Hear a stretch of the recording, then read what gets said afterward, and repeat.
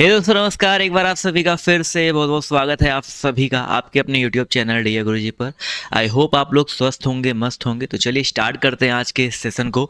अगर आप लोगों ने इस चैनल को पहली बार ज्वाइन किया है और आप लोग बीएड प्रवेश परीक्षा की या टीचिंग से रिलेटेड किसी भी एग्जाम की तैयारी कर रहे हैं तो चैनल को सब्सक्राइब कर लीजिएगा, जिससे आप लोग को इंपॉर्टेंट जो अपडेट्स हैं, जो वीडियोज़ हैं, वो आपको मिलते रहें। इसके अलावा साथियों, अगर आप लोग अभी तक हमारे टेलीग्राम ग्रुप पर नहीं जुड़े हैं, इंस्टाग्राम पर फॉलो नहीं किया है, तो आपको नीचे डिस्क्रिप्शन बॉक्स में लिंक मिल जाएगा, तो आप लोग वहाँ से जो है जुड़ जाइए। व्हाट्सएप पे जुड़ना चाहते हैं तो इस नंबर पे एक हेलो मैसेज करके आप हमारे व्हाट्सएप ग्रुप से जो है जुड़ सकते हैं। इसके अलावा यूट्यूब पर मेरी जितनी भी क्लासेस चलती हैं या बीएड एंट्रेंस एग्जाम के फ्री नोट्स अगर आपको चाहिए तो आप लोग को कहाँ मिल जाएगा, हमारे डीएगोजी ऑफिशियल ऐप पर मिल जाएगा। इस ऐप को डाउनलोड कर लीजिए, रजिस्टर कर लीजिए और वहाँ पर आपको एक ऑप्शन मिलेगा क्लास PDF का। यहाँ पर आपको सब कुछ बिल्कुल फ्री मिलेगा। तो क्लास PDF पर क्लिक करना और यहाँ पर देखिए बीएड एंट्रेंस एग्जाम 2025 का आपको फोल्डर मिल जाएगा। वहाँ पर डेली की जो क्लासेस हैं उनका PDF मिल जाएगा और इसी फोल्डर में आपको आने वाले समय में करंट अफेयर हो गया और भी जो इंपॉर्टेंट PDF हो गए, नोट्स हो गए, यहाँ पर आपको मिलते रहेंगे। ठीक है। इसके अलावा साथियों, अगर आप लोग बीएड प्रवेश परीक्षा की तैयारी कर रहे हैं, 2025 के लिए तैयारी कर रहे हैं, सरकारी सीट चाहते हैं, तो मैंने आपको बताया जो हमारा बिल्कुल नया बैच है वो आपका स्टार्ट हो चुका है। ठीक है, ब्रह्मास्त्र बैच। इसमें क्लासेस आपकी जो है 20 नवंबर से, ठीक है, इसमें जो क्लासेस है आपकी 20 नवंबर से स्टार्ट होने वाली है, यानी कि अभी भी आपके एडमिशन ओपन है, तो आप इस बैच को ज्वाइन कर लीजिए। यहाँ पर बिल्कुल बेसिक से थ्योरी, सभी सब्जेक्ट के ई बुक हो गए, प्रैक्टिस सेट हो गए, प्रीवियस ईयर क्वेश्चन हो गए, सब कुछ आपको मिलने वाला है। और इसकी फीस अभी जो है 50% ऑफ के साथ 799 जो है रखी गई है। इसमें आपको जो है A to Z सारी चीज़ें इतने में ही सब कुछ मिल रहा है। ठीक है, सब कुछ मिल रहा है। कैसे जुड़ना है, सिंपली आपको हमारा वही ऐप डाउनलोड करना है, डीओजी ऑफिशियल। डाउनलोड करके ओपन करो, यहाँ पे एक ऑप्शन मिल जाएगा सबसे ऊपर कोर्स विथ टेस्ट सीरीज, और वहाँ पर आपको ब्रह्मास्त्र बैच दिख जाएगा। आपको ब्रह्मास्त्र बैच पे क्लिक करना है और उसके बाद आपके सामने जो है यहाँ पर ये पेज ओपन होके आएगा बाय नाउ का। बाय नाउ पे क्लिक करो, उसके बाद सिंपली यहाँ पर पे ऑनलाइन का ऑप्शन आता है, तो पे ऑनलाइन पे क्लिक करके आप गूगल पे, फ़ोन पे जो भी चलाते हैं पेमेंट कर सकते हैं। अगर आप नहीं चलाते हैं तो स्कैन QR पे क्लिक करो, एक आपके सामने स्कैनर खुल के आएगा, उस पर क्लिक करके आप लोग जो है पेमेंट कर सकते हो और जो अपना बैच है ज्वाइन कर सकते हो। बैच ज्वाइन करने के बाद आपका जो बैच ओपन होकर आएगा, वहाँ पर जो आपको क्लासेस हैं, जो इंपॉर्टेंट नोट्स है, PDF है, अभी आपको दिख जाएंगे और क्लासेस आपको वहाँ पर 20 नवंबर से प्रॉपर तरीके से देखने को मिल जाएगी। तो जो लोग सरकारी सीट चाहते हैं, अच्छे तरीके से तैयारी करना चाहते हैं, आज ही हमारा बैच ज्वाइन करें, क्योंकि आपको यहाँ पर A to Z जो चीज़ें हैं बिल्कुल बेसिक से मिल रही है और यहाँ पर तैयारी किसकी चल रही है, जीत की चल रही है। तो चलिए स्टार्ट करते हैं आज के सेशन को, आज के क्लास को।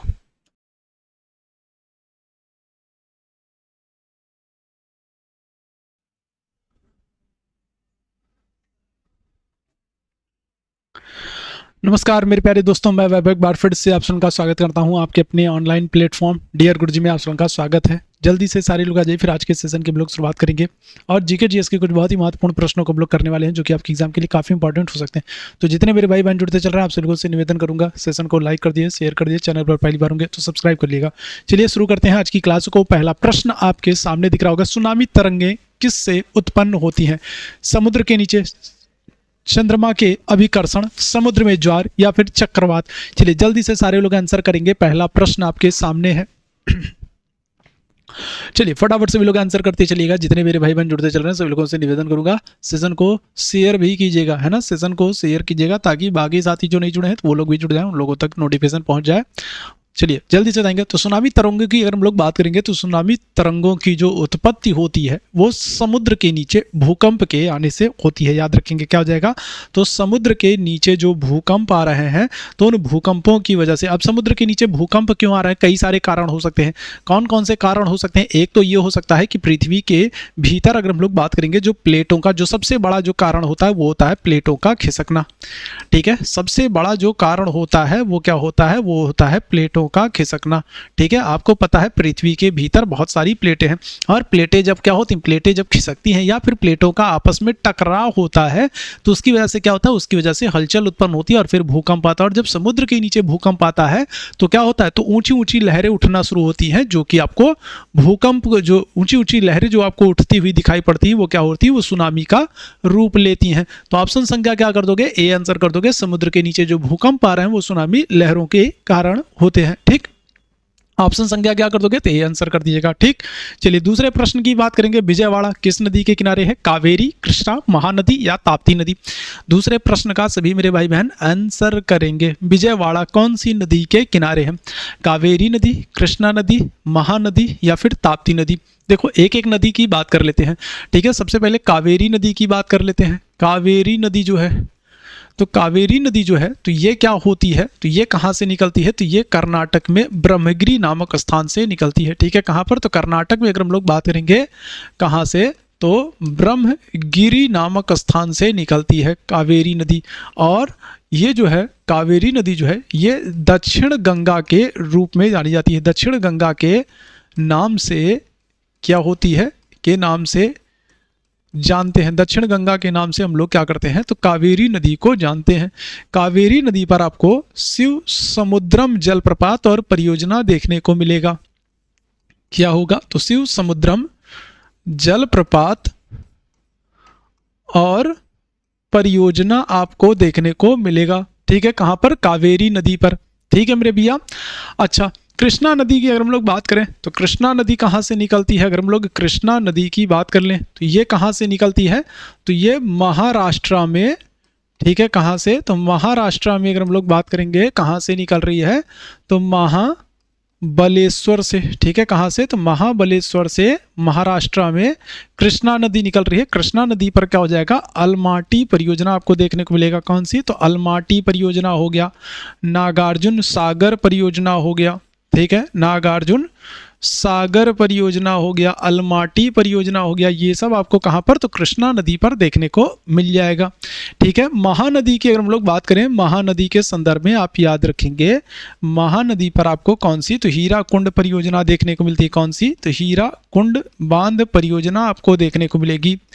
हीराकुंड बांध परियोजना आपको महानदी पर देखने को मिलेगी। और महानदी को क्या करते हैं, उड़ीसा का शोक भी कहते हैं, ये भी याद रखेंगे। ठीक, और क्या हो जाएगा, और लास्ट में आपकी बची एक ताप्ती नदी। ताप्ती नदी की अगर हम लोग बात करें, तो ये कहाँ से निकलती है, ताप्ती नदी, या फिर इसी के लिए कई बार तापी आपको देखने को मिलता है, तापी नदी या फिर ताप्ती नदी। तो ये क्या हो जाएगा, तो ये कहाँ से, तो ये आपको सतपुड़ा में। ठीक है, सतपुड़ा की पहाड़ियों में बैतूल पठार, सतपुड़ा में बैतूल पठार से क्या हो जाएगा, तो बैतूल पठार से आपको ताप्ती नदी देखने को मिलेगी। ठीक है, याद रखिएगा। और ताप्ती नदी पर क्या होगा, तो आपको दो महत्वपूर्ण परियोजनाएं देखने को मिलेगी। एक उकाई परियोजना और दूसरा क्या हो जाएगा, दूसरा काकड़ा पहाड़ परियोजना। उकाई परियोजना और काकड़ा पहाड़ परियोजना, तो दो महत्वपूर्ण परियोजनाएं आपको ताप्ती नदी पर देखने को मिलेगा। आपसे पूछ रहा है विजयवाड़ा कौन सी नदी के किनारे, क्या आंसर करोगे, तो बिल्कुल बहुत अच्छे, जो लोग ऑप्शन संख्या बी आंसर कर रहे हैं बिल्कुल करेक्ट हो जाएंगे। कृष्णा नदी के किनारे आपको क्या हो जाएगा, विजयवाड़ा देखने को मिल जाएगा। ठीक है, ऑप्शन संख्या क्या कर दोगे, तो बी आंसर करिएगा। आगे बढ़िएगा अगले प्रश्न की तरफ। भारत में सबसे ऊंचा जलप्रपात कौन सा है, चलो जल्दी से बताना क्या हो जाएगा। तो भारत में सबसे ऊंचा जलप्रपात कौन सा है, सिप्सा जलप्रपात, होगेनकल जलप्रपात, जोग जलप्रपात, या फिर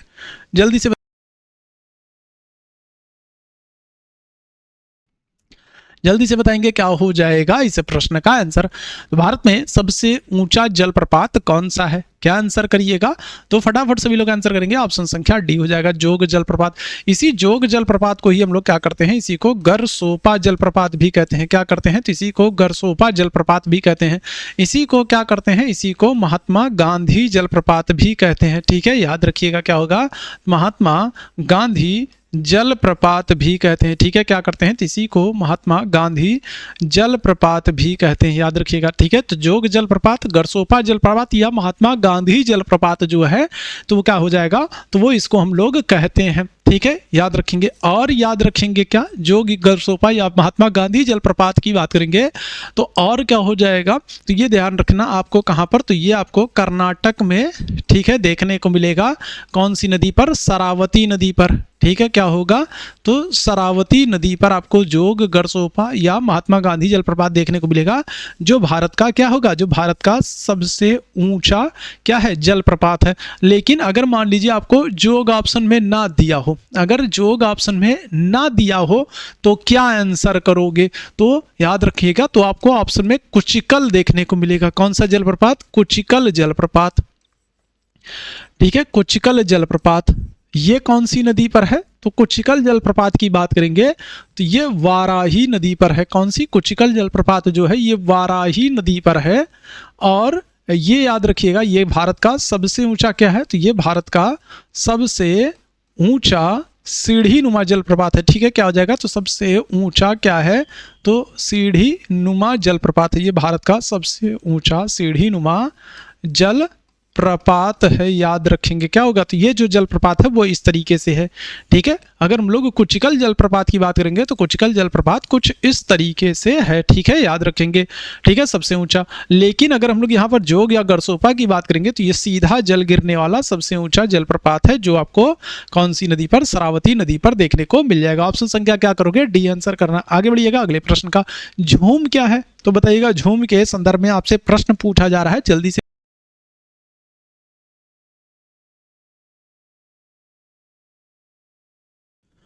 बताना क्या हो जाएगा। झूम क्या है? लोक नृत्य है, नदी का उपनाम है, भारत के उत्तर पूर्व में एक जनजाति है या फिर खेती का प्रकार है।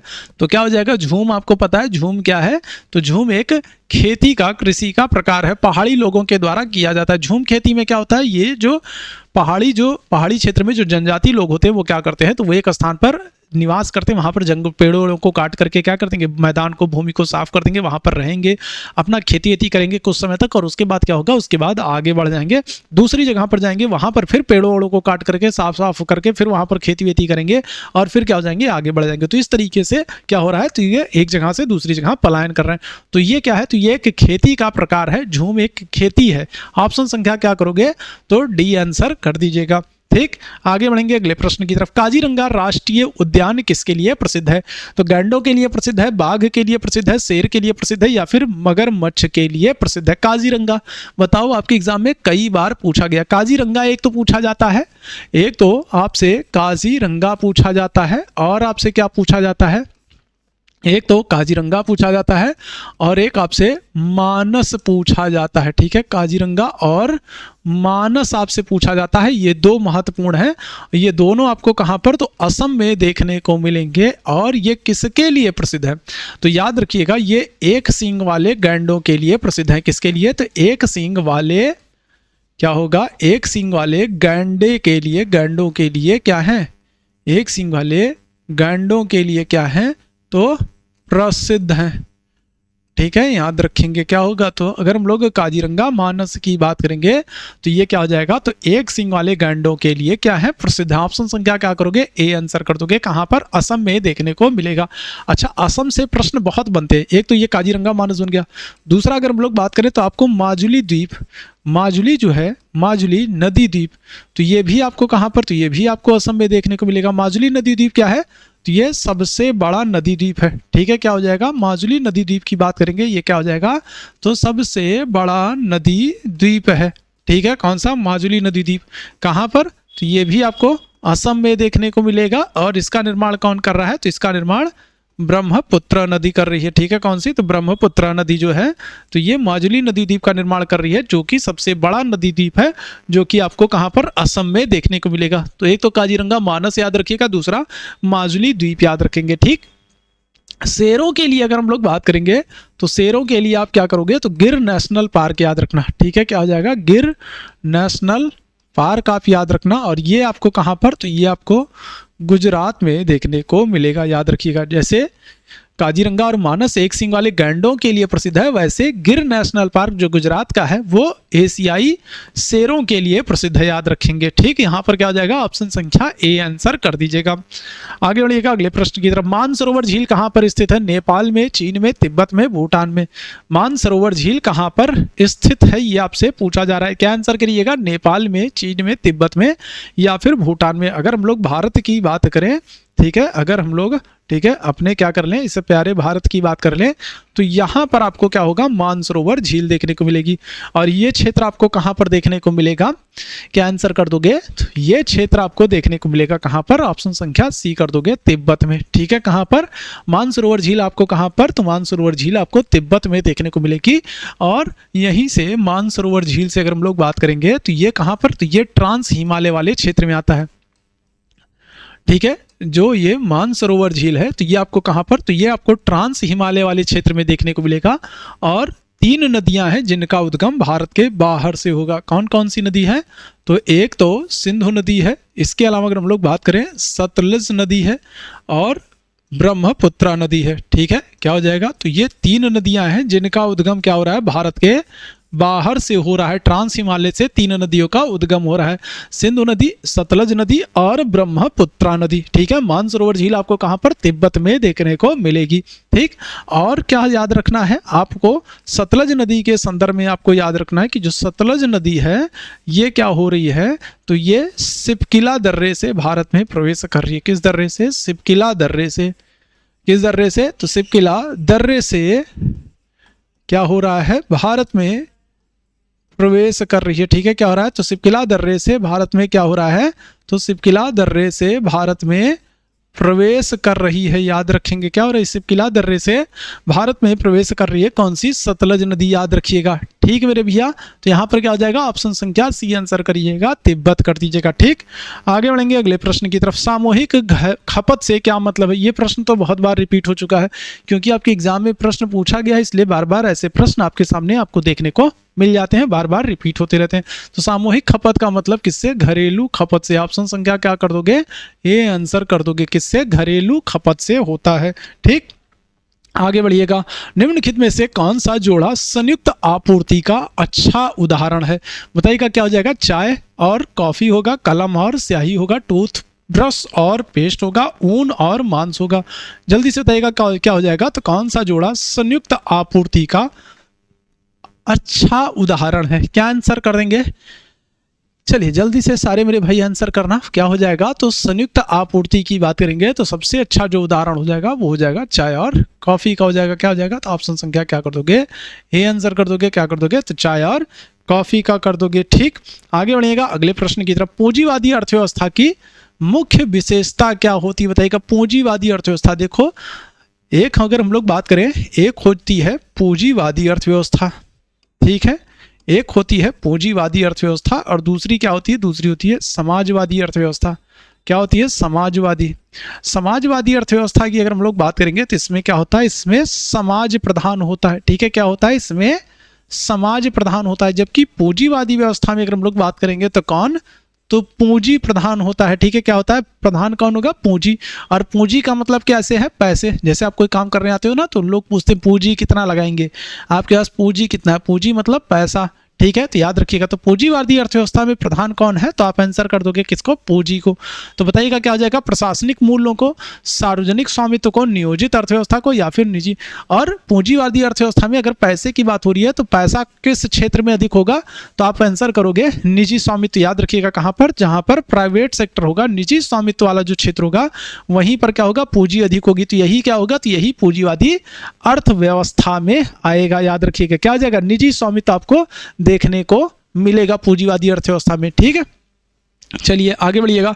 भारत के महान्यायवादी की नियुक्ति कौन करता है, आपको मैंने बताया है कि अनुच्छेद 52 से लेकर के क्या हो रहा है, 151 के बीच में भाग 5 में अगर हम लोग बात करें, भाग 5 में अगर आपसे पूछा जाए, किसी की नियुक्ति के बारे में पूछा जाए, आपसे किसी के शपथ के बारे में पूछा जाए या फिर आपसे त्यागपत्र के बारे में पूछा जाए, तो आप सबसे पहले क्या देखोगे कि ऑप्शन में राष्ट्रपति हैं या नहीं है। मैंने आप लोगों को बताया है कि भाग क्या हो जाएगा, भाग 5 में अनुच्छेद 52 से लेकर के 151 के बीच में अगर कोई भी आ रहा है तो उसकी नियुक्ति शपथ त्यागपत्र के संदर्भ में आप क्या करोगे, आप राष्ट्रपति को आंसर क्या करोगे, चूज करोगे।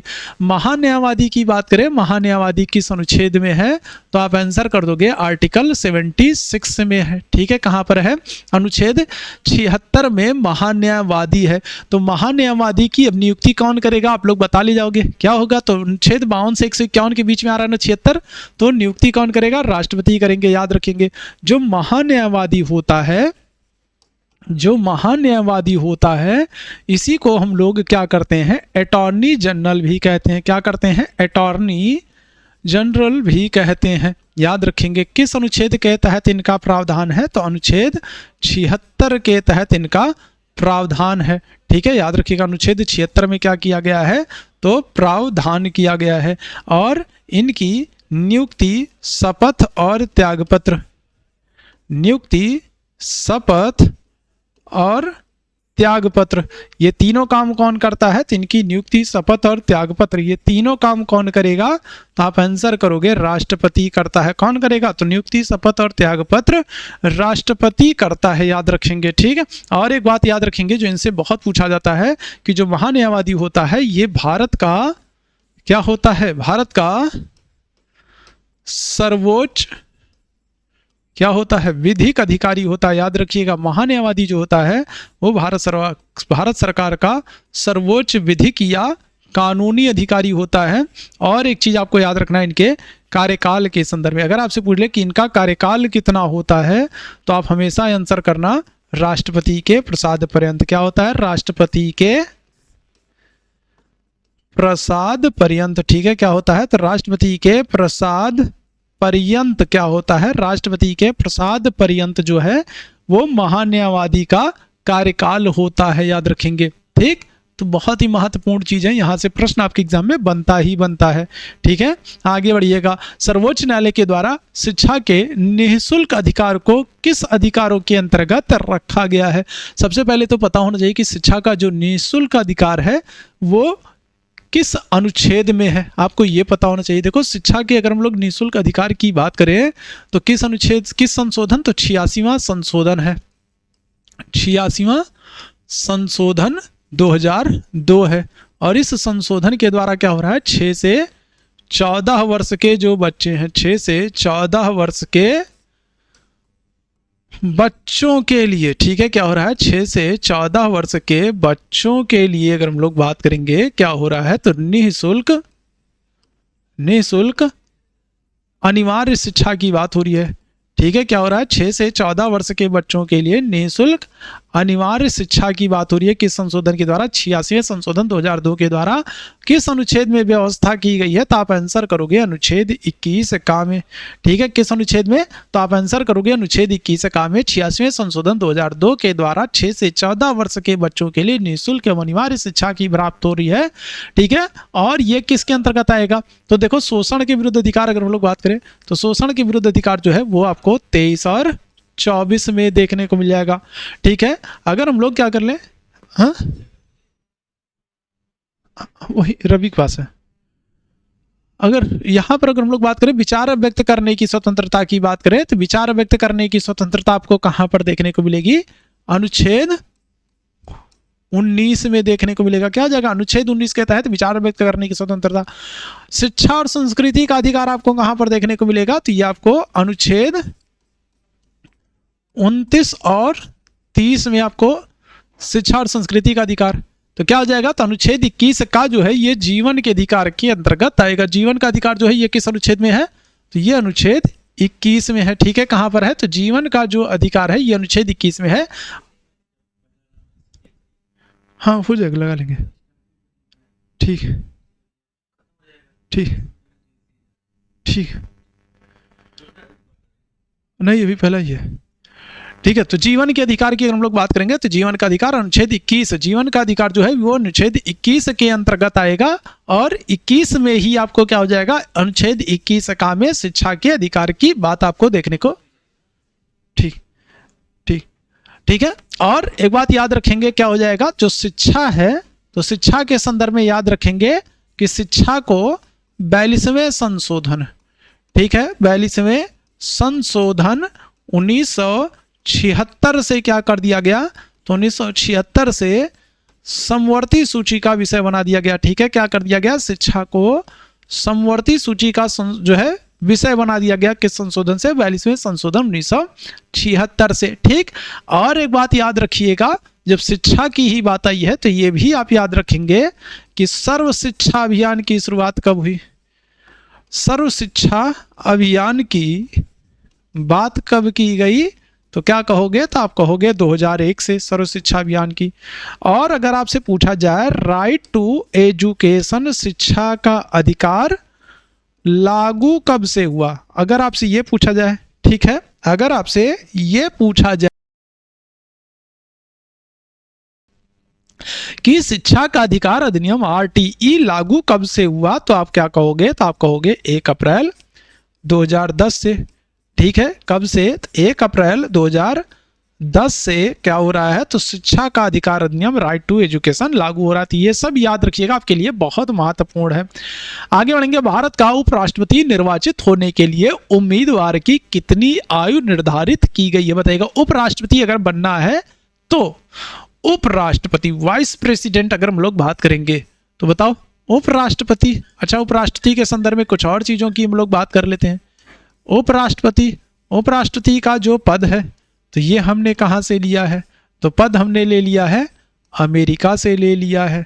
ठीक है, और क्या कह रहा है, हाँ, उपराष्ट्रपति का पद अमेरिका से ले लिया है। ठीक है, उपराष्ट्रपति के पद का प्रावधान किस अनुच्छेद में है, अनुच्छेद 63 में उपराष्ट्रपति के पद का प्रावधान किया गया है। कार्यकाल अगर आपसे पूछ ले कि उपराष्ट्रपति का कार्यकाल कितना होता है, क्या आंसर करोगे, 5 वर्ष कर दोगे। उपराष्ट्रपति का कार्यकाल कितना होता है, 5 वर्ष का होता है। उपराष्ट्रपति के लिए आयु सीमा पूछी जा रही है, क्या आंसर कर दोगे, तो आप आंसर कर दोगे ऑप्शन संख्या डी, 35 वर्ष। देखो 3 लोग होते हैं, कौन कौन है, तो राष्ट्रपति हैं, उपराष्ट्रपति हैं और राज्यपाल महोदय हैं। ठीक है, 3 लोग हैं जिनके लिए क्या हो रहा है, जिनके लिए 35 वर्ष की आयु आवश्यक है। कितनी, 35 वर्ष की आयु आवश्यक है। ये 3 लोग ऐसे हैं जिनके लिए 35 वर्ष की आयु होना ही चाहिए, है ना, इससे कम पे काम नहीं चलेगा। तो राष्ट्रपति, उपराष्ट्रपति, राज्यपाल, 3 लोगों के लिए 35 वर्ष की आयु। कार्यकाल क्या होगा, 65 वर्ष। पद का प्रावधान 63 में किया गया। कहां से लिया गया, अमेरिका से लिया गया। और एक बात याद रखेंगे इनके संदर्भ में, एक और बहुत ही महत्वपूर्ण अनुच्छेद है उपराष्ट्रपति के संदर्भ में, अनुच्छेद 64। अनुच्छेद 64 क्या है, तो अनुच्छेद 64 कहता है कि जो उपराष्ट्रपति हैं, उपराष्ट्रपति राज्यसभा के क्या होते हैं, पदेन सभापति होते हैं, पदेन सभापति होते हैं, सदस्य नहीं होते हैं। याद रखिएगा क्या होता है, तो सदस्य नहीं होते हैं। ये बहुत आपसे पूछा गया, बहुत इंपॉर्टेंट है, वेरी वेरी इंपॉर्टेंट है। अनुच्छेद 64 के तहत अगर हम लोग बात करेंगे, जो उपराष्ट्रपति होता है वो राज्यसभा का पदेन सभापति होता है, लेकिन सदस्य नहीं होता है। क्या होता है, राज्यसभा का पदेन सभापति तो होगा, राज्यसभा की अध्यक्षता तो करेगा, लेकिन राज्यसभा का सदस्य नहीं होता। इस बात को याद रखिएगा। 63-64 दोनों अनुच्छेद आपको याद रखने हैं। निम्नलिखित में से कौन सर्वोच्च न्यायालय की पहली महिला न्यायाधीश नियुक्त की गई थी, चलो जल्दी से बताना क्या हो जाएगा, इस प्रश्न का आंसर करेंगे।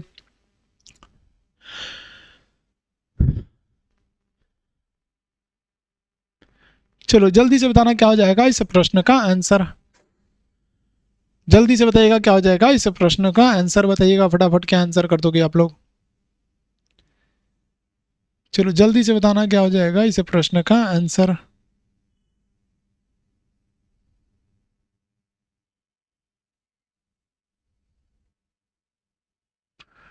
चलो जल्दी से बताना क्या हो जाएगा इस प्रश्न का आंसर। सभी भाई बहन जल्दी से आंसर करेंगे आप लोग।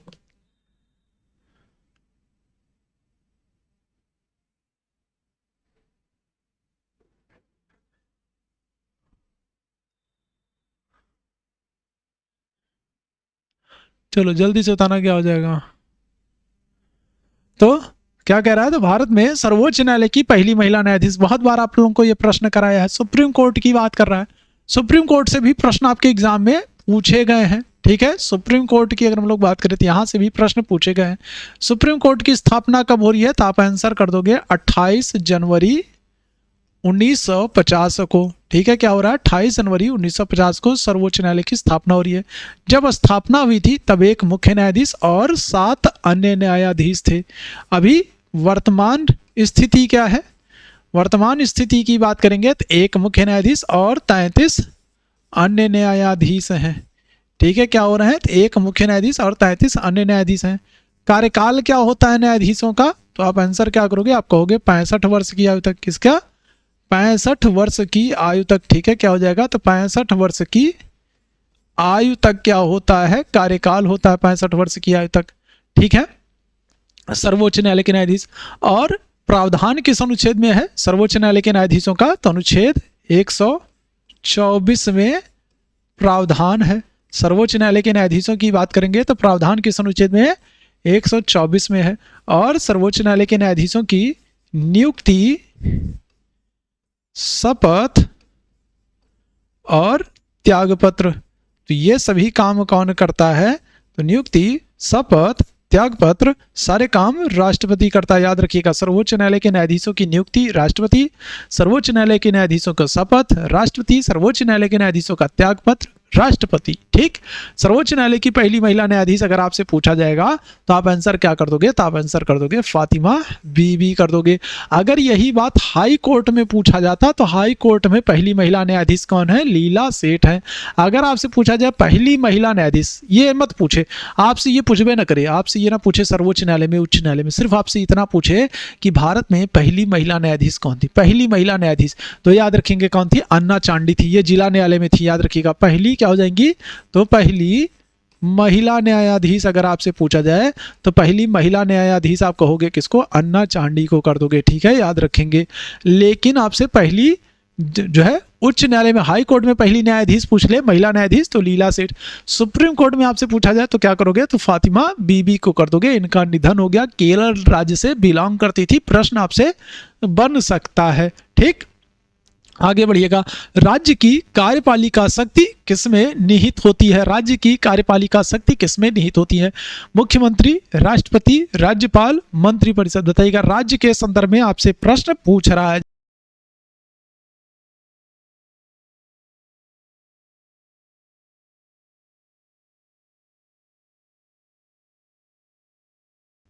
जल्दी से बताइएगा इस प्रश्न का क्या होगा आंसर, क्या करोगे? तो राज्य की कार्यपालिका शक्ति किसमें निहित होती है? मुख्यमंत्री में, राष्ट्रपति में, राज्यपाल में या फिर मंत्रिपरिषद में? क्या आंसर करोगे? तो देखो, अगर आपसे केंद्र में अगर आपसे पूछा जाए तो केंद्र में आप क्या करोगे? तो केंद्र में आप कहोगे केंद्र की जो कार्यपालिका शक्ति है वो किसमें? वो राष्ट्रपति में निहित होती है। याद रखिएगा, औपचारिक शक्ति, औपचारिक शक्ति पूछे या फिर क्या कर ले, या फिर आपसे नाम मात्र का प्रधान पूछे कि नाम मात्र का प्रधान कौन होता है? नाम मात्र का प्रधान कौन होता है? ठीक है, क्या कर ले आपसे अगर हम लोग बात करें राज्य की कार्यपालिका शक्ति का, राज्य की कार्यपालिका शक्ति का औपचारिक प्रधान पूछ ले, नाम मात्र का प्रधान पूछ ले, तो आप आंसर क्या करोगे? कार्यपालिका शक्ति, राज्य की कार्यपालिका शक्ति का औपचारिक प्रधान, नाम मात्र का प्रधान राष्ट्रपति होता है केंद्र में।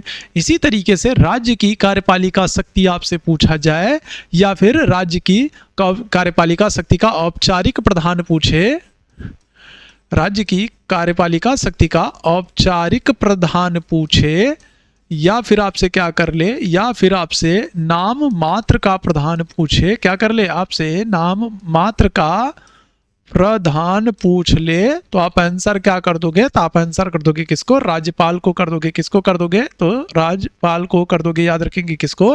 राज्यपाल को कर देंगे। ऑप्शन संख्या क्या आ जाएगा? सी बिल्कुल एकदम करेक्ट हो जाएगा। ठीक है, राज्यपाल में निहित होती है। आगे बढ़िएगा। निम्नलिखित में से कौन से दो राज्यों में सर्वप्रथम 1956 में पंचायती राज व्यवस्था को स्थापित किया गया? 56 नहीं होना चाहिए, ये 1959 होना चाहिए, 56 नहीं होना चाहिए, 1959 होना चाहिए। ठीक है, यहाँ पर गलती है, 1959 होना चाहिए। याद रखिएगा, 1957 में क्या हो रहा है? 1957 में बलवंत राय मेहता समिति आ रही है। कौन सी? तो बलवंत राय मेहता समिति आती है। कौन सी? तो बलवंत राय मेहता समिति आती है। ठीक है, और इस समिति ने क्या किया है? तो त्रिस्तरीय पंचायत की बात की है। कितने स्तरीय? तो त्रिस्तरीय पंचायत की सिफारिश की है। और इसी समिति की सिफारिश पर क्या हो जाएगा? 2 अक्टूबर 1959। ठीक है, 2 अक्टूबर 1959 को कहां से? तो राजस्थान। तो राजस्थान में कहां से? तो राजस्थान में क्या हो जाएगा? तो राजस्थान में नागौर जिले से। ठीक है, कहां से? तो राजस्थान में नागौर से क्या हो रहा है? शुरुआत होगी। पंचायती राज व्यवस्था की शुरुआत कहाँ पर होगी? तो राजस्थान के नागौर से। सबसे पहले कहाँ पर? तो राजस्थान के नागौर में। तो सबसे पहले राजस्थान में, और उसके बाद अगर हम लोग बात करेंगे कहाँ पर? आंध्र प्रदेश में। तो राजस्थान और आंध्र प्रदेश में सबसे पहले क्या हो रहा है? पंचायती राज व्यवस्था की शुरुआत होगी कब से? तो 1959 से। और सबसे पहले कहाँ पर? तो राजस्थान के नागौर में 2 अक्टूबर 1959 से पंचायती राज व्यवस्था को लागू करने का काम किया गया है। ठीक, याद रखेंगे। और बलवंत राय मेहता समिति जो है ये भी याद रखिएगा। इस बलवंत राय मेहता समिति को अगर हम लोग बात करेंगे, ठीक है, बलवंत राय मेहता समिति की बात करेंगे तो ये जो बीआरएम समिति है, बलवंत राय मेहता समिति है, इनको क्या करते हैं? इनको पंचायती राज व्यवस्था का वास्तुकार कहते हैं। क्या करते हैं? पंचायती राज व्यवस्था का क्या करते हैं? तो वास्तुकार कहा जाता है, या फिर क्या कहेंगे? या फिर शिल्प कहा जाता है। याद रखिएगा, क्या करते हैं? या फिर शिल्प कहा जाता है। ठीक। अच्छा, पंचायतों के संदर्भ में अगर हम लोग बात करें तो पंचायतों का जो उल्लेख है किस अनुच्छेद में है? तो एक तो देखो अनुच्छेद 40 में पंचायतों के विषय में बताया गया है, और अनुच्छेद 243 में पंचायतों के विषय में बताया गया है। किस भाग में इनका उल्लेख है? तो भाग क्या कहोगे? 9 कहोगे। अनुसूची अगर आपसे पूछा जाए किस अनुसूची में इनका उल्लेख है, तो अनुसूची क्या करोगे? 11 कर दोगे। अनुसूची में इनका उल्लेख है। कौन सा संशोधन पंचायतों से, कौन सा संशोधन संबंधित है? तो आप आंसर कर दोगे 73वां संशोधन पंचायतों से संबंधित है, और इसी संशोधन के द्वारा क्या हो जाएगा? इनको 11वीं अनुसूची में जोड़ा जाएगा, संवैधानिक दर्जा दिया जाएगा। 24 अप्रैल को क्या करते हैं? तो पंचायत दिवस मनाते हैं। 24 अप्रैल को क्या करते हैं? तो पंचायत दिवस मनाते हैं। 24 अप्रैल को क्या करते हैं? तो पंचायत दिवस मनाते हैं। याद रखिएगा, ठीक है। 73वां संशोधन के द्वारा भाग 9 में अनुसूची 11 में पंचायतों का उल्लेख है। कौन सी सूची का विषय है? तो पंचायत जो है वो राज्य सूची का विषय है। याद रखेंगे, कौन सी? तो राज्य सूची का विषय है। पंचायत कौन सी? राज्य सूची का विषय है। ठीक, तो ये आज का महत्वपूर्ण सेशन था। उम्मीद है सेशन आप लोगों को पसंद आया होगा। सेशन पसंद आया हो तो लाइक कीजिए, शेयर कीजिए, चैनल पर पहली बार होंगे तो सब्सक्राइब कीजिएगा। ठीक है, अभी के लिए बस इतना ही करते हैं। थैंक यू सो मच आप सभी लोगों को मेरे साथ जुड़ने के लिए। Thank you so much.